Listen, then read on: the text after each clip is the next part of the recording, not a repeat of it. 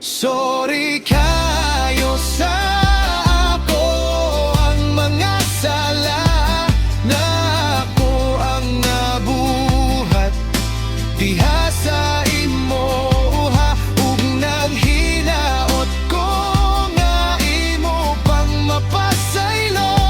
Sorry jud kaayo sa tanang sala ko.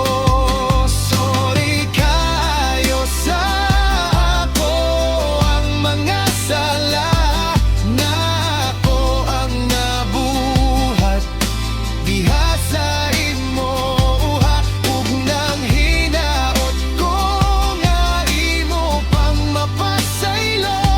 Sorry jud kaayo sa tanang sala ko.